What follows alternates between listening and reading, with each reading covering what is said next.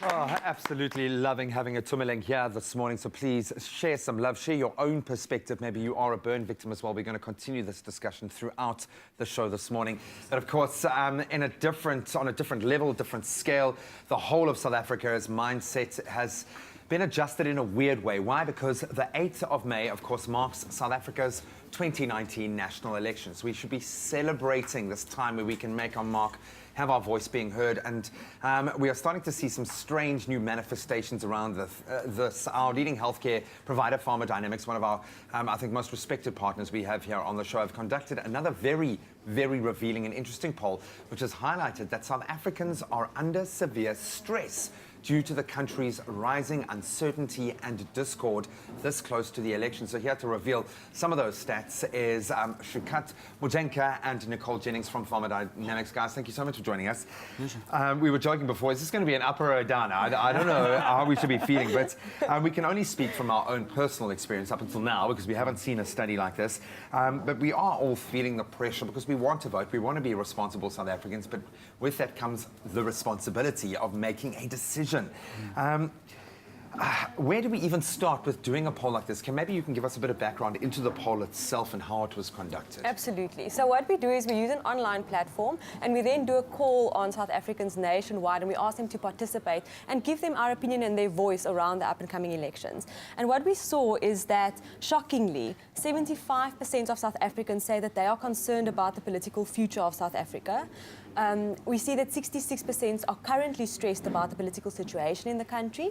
30% say that they are worried about actually going and casting their vote and the situation, at the election polls. And 40% say that they actually struggle with insomnia related to the elections. So I think we can really see that this is taking its toll on us as a nation. And of course, this chronic stress, can have a negative impact on our mental health and on our physical health as well. We have done so many groundbreaking studies with you guys, revealing the physical manifestation of that kind of emotional and mental stress. Before anyone wants to leap on this being a polarized racial debate, what's going on here, or one party versus, it's got nothing to do with that. This is about the current situation of where we are and the uncertainty around that. Social media, we ourselves, yes, we've learned, unfortunately, under the most threat that we've ever been in as a country in terms of our freedom of press now.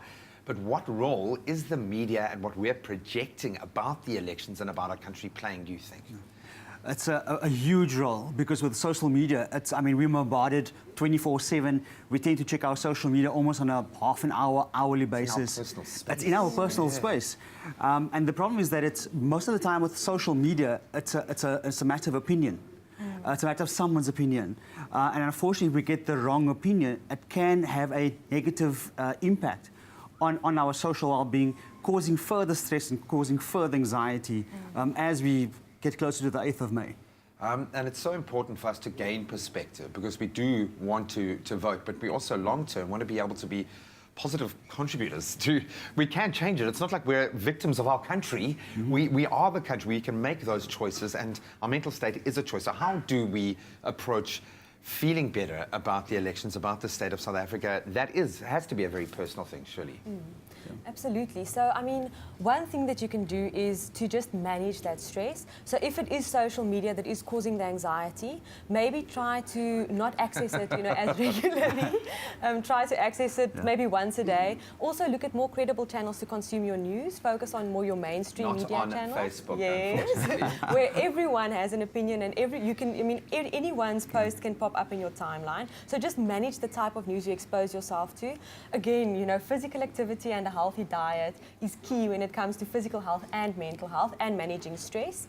And something else that you can look at is actually casting your vote and not feeling so disempowered by all of these different voices. It's your one opportunity to actually make a difference. So casting your vote is a way to get rid of some of that stress and anxiety and to feel like you have a voice and you are also making a difference. Just very quickly, your last piece of advice for people who are feeling nervous about the time. Yeah.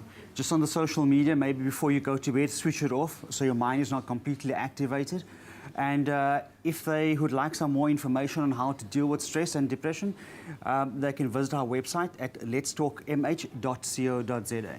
It's not a political platform, it's a health platform for ultimate well-being, and we're going to have all of those details. What I would suggest is, if you want to think about where your vote's going to go for a run and think it out, stress it out. Guys, thank you so much for doing this poll. Apart from anything else, I think a lot of people are going to be able to relate to this.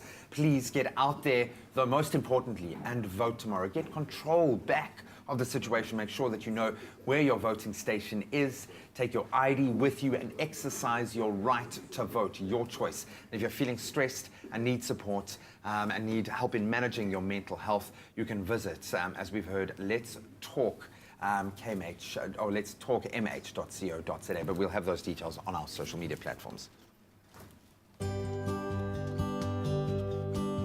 Pharmadynamics, effective, affordable healthcare.